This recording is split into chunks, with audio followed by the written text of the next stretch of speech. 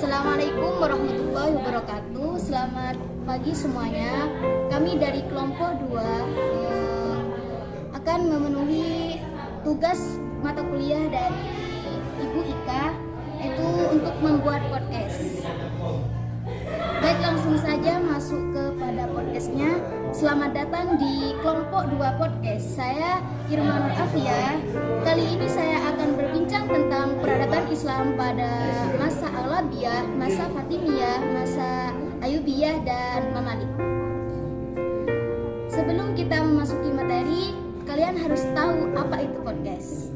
Podcast di sini adalah sebuah rekaman diskusi berbentuk audio yang membahas suatu topik tertentu. Jadi, podcast di sini adalah sebuah alat untuk membantu sebuah masyarakat untuk mengetahui sesuatu. Jadi, ketika masyarakat ingin mengetahui berita atau informasi tentang apapun, maka bisa saja menggunakan podcast, karena tujuan podcast di sini adalah untuk mengetahui atau untuk memberi berita atau ilmu pengetahuan. Sebelum memasuki pada materi, di sini saya sudah mempunyai tiga mahasiswa yang menurut saya bisa menjelaskan tentang peradaban Islam, Al-Labiyah, Fatimiyah, Mamalik, dan Ayyubiyah. Sebelum masuk kepada penjelasan, mari kita kenali dulu mereka dan dari mana mereka datang. Dimulai dari masnya, Mas. Dari mana? Saya dari Bangkalan ya. Namanya siapa? Lukman. Oh, jadi namanya Mas yang di sini ini namanya Lukman Hakim Febriansyah, atau bisa dipanggil Lukman, dari Bangkalan. Terus mbaknya siapa? Nama saya Rina Amelia Aristanti, saya dari Pamekasan sendiri, kota saya sendiri. Kalian bisa memanggil saya. Oh, baik, Mbak Amel, terima kasih. Terus mbaknya? Perkenalkan, namanya saya Mary Liani, bisa dipanggil Mary asal Pamekasan. Oh, dari Pamekasan semua. Jadi cuman yang cowok yang dari Bangkalan ya, Mas ya? Iya. Di sini saya akan bertanya kepada kalian semua tentang peradaban Islam yang tadi, tentang peradaban Islam Al-Labiyah, Fatimiyah, dan Mamalik, dan Ayyubiyah. Lanjut pada pembahasan, di sini saya akan mewawancarai Mbak Mary. Di sini saya akan menanyakan tentang dinasti Al-Labiyah. Kenapa kok bisa dinamakan dinasti Al-Labiyah, Mbak Mer? Kenapa? Ada apa gitu? Mengapa disebut Alawiyah kan? Iya. Alawiyah memang merupakan dinasti kecil pada masa Abbasiyah, yang para penguasanya adalah berasal dari keluarga Bani Al-Awlab, sehingga dinasti disebut dinamakan Awlabiyah. Oh, iya ya. Jadi kenapa kok dinamakan dinasti Al-Labiyah? Karena penguasanya dari dinasti Al-Labiyah gitu ya, Mbak ya. Iya. Terus berarti dinasti Al-Labiyah di sini masih masuk kepada sekelompok dinasti Abbasiyah. Ya, bisa. Oh, iya. Jadi sudah dijelaskan tadi bahwa dinasti Al-Labiyah di sini adalah dinasti yang emang pemerintahnya itu dari Bani Al-Awlab semua. Terus bagian dari dinasti Abbasiyah, jadi masih masuk ke dalam kelompok dinasti Abbasiyah. Terus pusat pemerintahannya dinasti Al-Labiyah itu apakah sama dengan dinasti Abbasiyah, Mbak? Di mana gitu pusat pemerintahannya dinasti Al-Labiyah? Tidak sama, karena dinasti Alawiyah ini terletak di pusat pemerintahannya, yaitu di Kairawan, Tunisia. Oh, jadi guys, gak sama guys. Letak pemerintahannya sama dinasti Abbasiyah itu gak sama, jadi beda. Meskipun dinasti Al-Labiyah di sini masuk kepada dinasti Abbasiyah. Di dalam dinasti itu sudah tentu ada kemajuan dan kemundurannya. Kenapa sih kok bisa dinasti Al-Labiyah di sini maju? Sebab apa dan dikarenakan apa, Mbak? Dinasti ini dikenal dengan prestasinya di bidang arsitektur, terutama dalam pembangunan arsitektur masjid. Weh, bagus ya. Oh, berarti bagian Mbak Bapak ini mahasiswa. Mungkin ada yang arsitektur ya? Ada. Oh iya, bagus, termasuk kepada dinasti Aghlabiyah tersendiri. Terus faktor kemundurannya itu apa? Disebabkan apa, Mbak Mel? Disebabkan masuknya propaganda Syiah oleh Abdullah An-Syiah atas perintah Ubaidillah Al-Mahdi. Oh, jadi karena ada faktor mungkin propaganda dari sebuah dinasti yang lain atau dari pemerintah yang lain. Jadi pas faktor Alabia di sini memiliki kemunduran. Padahal sudah bagus ya tadi kemajuannya dari arsitekturnya, lebih dari bangunan masjidnya.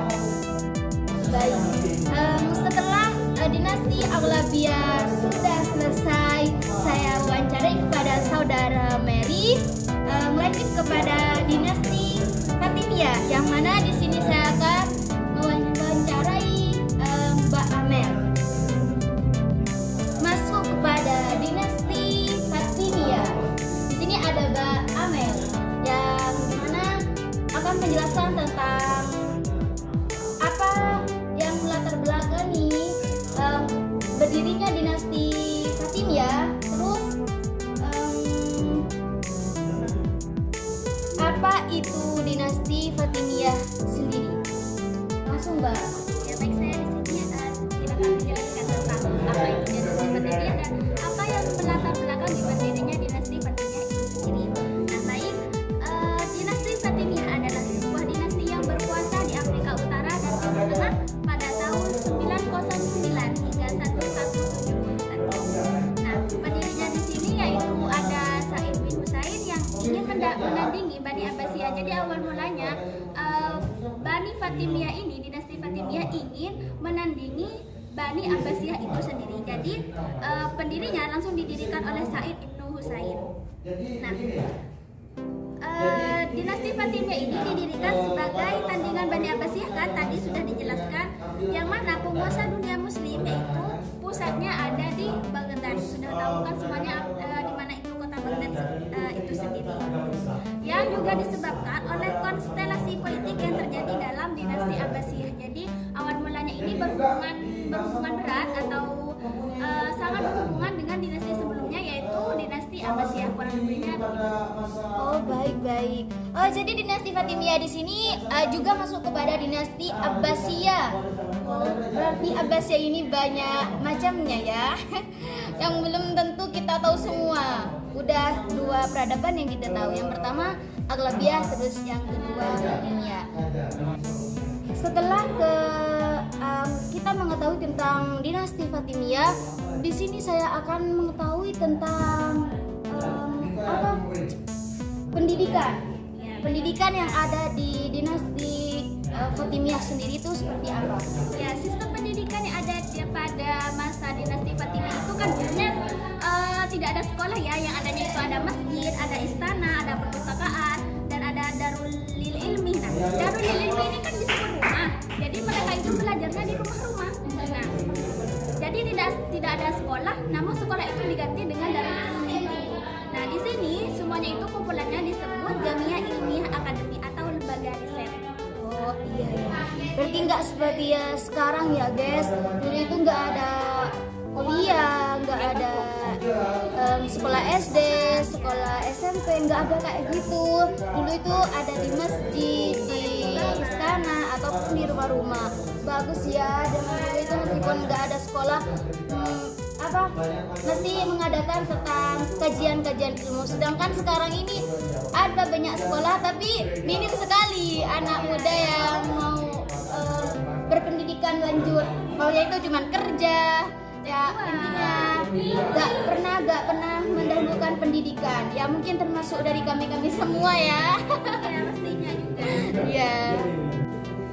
Tadi sistem pendidikan Islam di dinasti Fatimiyah sudah dijelaskan. Terus saya sekarang akan mengetahui seberapa lama sih dinasti Fatimiyah itu berdiri. Terus apa yang menyebabkan faktor kemajuan di dinasti Fatimiyah. Terus apa faktor kemunduran di dinasti tersebut. baik kekuasaan dari Daulah Fatimiyah itu mempunyai kekuasaan yang sangat luas dan terbagi menjadi 2 periode. Nah, yakni periode Afrika Utara pada tahun 909 sampai 904 dan periode Mesir ada 975 sampai 1171 Masehi. Dinasti Fatimiyah berkuasa selama 2 abad. 2 abad berarti 200 tahun karena 1 abad 100 tahun. Yakni di Afrika Utara selama 65 tahun dan Mesir selama 196 tahun. Nah, lantas apa kejayaan yang berhasil diraih oleh bangsa dinasti Fatimiyah? Nah, peradaban Islam sangat maju pada saat itu ya, sangat maju, sangat baik dalam sistem pemerintahannya maupun dari segi filsafat, maupun dari segi keilmuan dan kesejahteraan. Dan dinasti Fatimiyah ini mencapai kejayaannya pada masa siapa? Kita harus tahu pada masa siapa, bukan hanya karena apanya, karena pada masa Khalifah Al-Aziz seluruh Syria dan Mesopotamia bisa ditaklukkan. Betapa luasnya ya dinasti Bani Fatimiyah itu sendiri. Nah, kita singkat saja pada masa kemundurannya. Pada masa kemundurannya itu kok bisa Fatimiyah itu mengalami kemunduran? Nah, kemundurannya itu dimulai dari masa pemerintah Al-Hakim pada tahun berapa? Pada tahun 996 sampai 1021 yang membuat kebijakan kontroversial dalam bidang agama dan terus merosot pasca pemerintahan Al-Zahir dan musnah pada masa Al-Adid. Kemunduran itu karena faktor eksternal, yaitu peronrongan dari penguasa luar. Jadi karena peronrongan dari penguasa luar, akhirnya dinasti Fatimiyah ini sudah tidak bisa dipegang lagi dan akhirnya mencapai masa kemunduran dan akhirnya Ya, baik, terima kasih. Tadi dijelaskan bahwa faktor kemajuan di dinasti Fatimiyah sendiri ada ilmu filsafat, ada ilmu filsafat di sini. Tetapi ada juga kan ilmu filsafatnya. Ada ilmu filsafat itu adalah ilmu yang sangat saya sukai karena emang secara logika atau secara pemikiran ketika kita berfilsafat maka semua itu akan berpikir. Salam Cugito Ergesu. Salam. ya salam. Setelah salam Cugito Ergesu langsung kepada Mas Rian di sini saya akan mewawancarai tentang dinasti Mamalik. Yang mana saya akan mengetahui terlebih dahulu apa itu sih dinasti Mamalik di sini. Langsung saja kepada Mas Rian dijelaskan dinasti Mamalik. Jadi seperti ini, dinasti Mamalik ini sering juga dikatakan dinasti Mamluk. Karena kenapa? Karena Mamaliknya itu bentuk mufradnya ya kalau di dalam bahasa itu, sedangkan Mamluknya itu bentuk jamaknya. Sedangkan kata-kata Mamluk itu memiliki arti budak. Jadi kalau kita menyebutnya dengan Mamluk maka itu berarti beberapa budak. Sedangkan daulah ini berarti pemerintahan. Jadi kalau kita berbicara tentang daulah Mamalik itu berarti pemerintahan yang didirikan oleh para budak atau mantan budak. Miris banget ya guys, di sini dinasti Mamalik di sini didirikan oleh budak katanya. Tapi hebat loh, budak bisa mendirikan dinasti Mamalik di sini. Kalau sekarang mana ada bawahan bisa mendirikan sesuatu ya, mustahil ya. Mungkin udah takdirnya kalau bisa. Iya, ini hebat banget dinasti Mamalik ini dari budak terus bisa mendirikan dinasti. Baik, lanjut kepada apa seorang pendirinya pertamanya dinasti Mamalik itu siapa? Jadi pendiri dari dinasti Mamalik itu sendiri ialah itu bernama Aibak. Jadi Aibak ini merupakan pendiri dari dinasti Mamalik sekaligus dari pemerintah pertamanya. Oh iya, berarti tadi sudah dijelaskan tentang siapa pendirinya. Terus saya akan mengetahui apakah ada sistem pendidikan atau sistem yang lain di dinasti Mamalik tersebut. Ini saya akan menanyakan tentang sistem pemerintahan. Masih adakah sistem pemerintahan di dinasti Mamalik? Ya, jadi sistem pemerintahan yang dianut oleh dinasti Mamluk ini ialah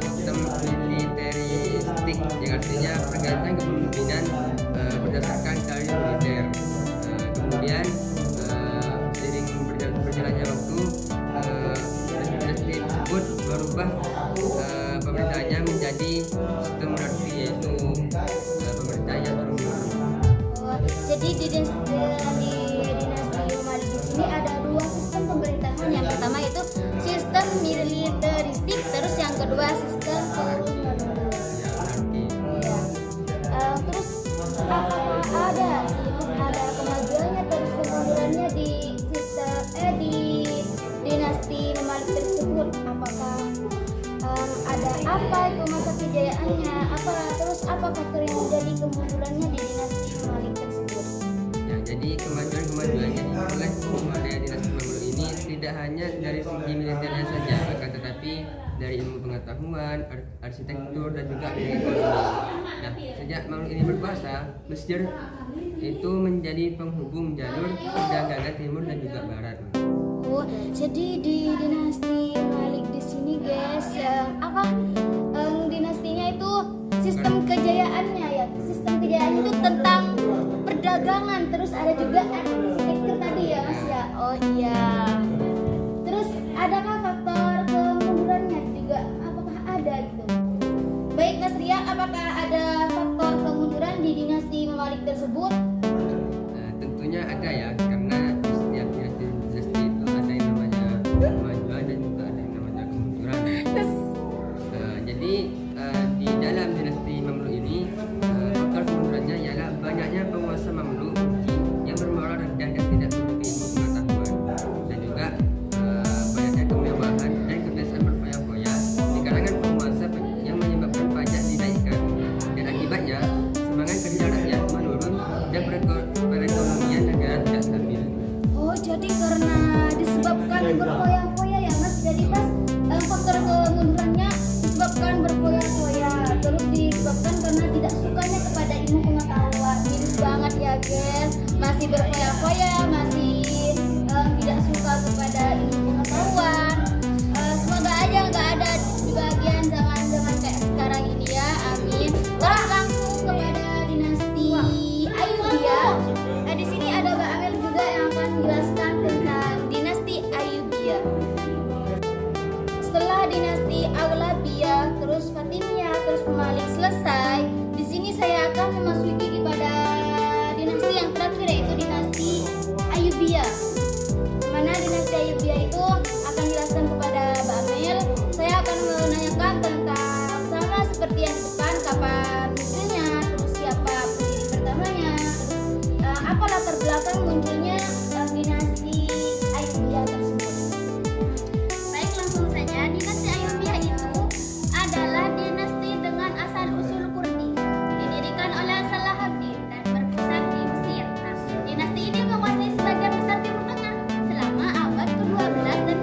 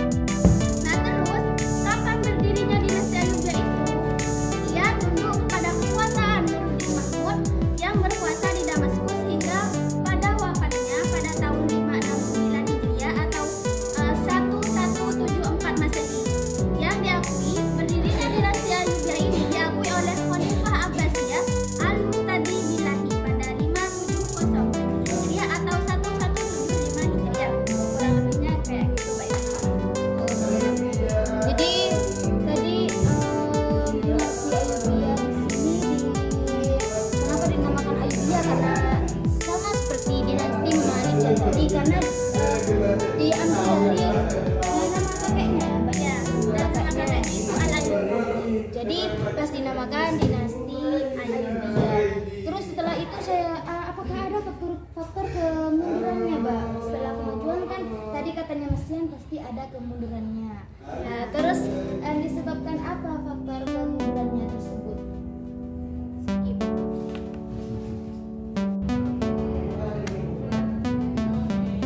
Setelah ini saya akan mengetahui tentang apa faktor kemajuan terus kemunduran di dinasti Ayyubiyah tersebut. Ya, jadi saya langsung jawab aja ya, soalnya saya sekarang masih ada ngisi acara di kampus Malang di UM itu. Saya jadi pemateri di sana ya. Jadi saya super sibuk sekali kalau hari Selasa ya. Baik, ya. Dinasti Ayyubiyah itu kok kenapa bisa maju dalam bidang apa? Kok bisa runtuh dalam bidang apa gitu? Nah, di bidang kemajuannya itu ada di bidang industri. Nah, peradaban dinasti Ayyubiyah itu dibuktikan dengan adanya pabrik kain, ada pabrik karpet, ada pabrik gelas. Karpet. Iya, karpet kayak di sana saya Ada bidang. karpet ya, Iya, terlalu kayaknya dari tadi terlalu monoton terus ya. Jadi sekarang ya udah kayak biasa aja itu dah. Iya. Langsung kita ke kemundurannya aja ya, langsung aja.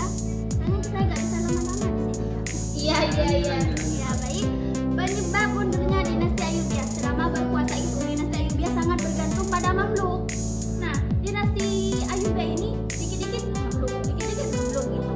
Nah, untuk menangani urusan militernya, kalau dinasti Ayyubiyah mau perang, pasti ngambil militer dari Mamluk. Jadi mereka itu punya ketergantungan, nggak punya militer sendiri gitu.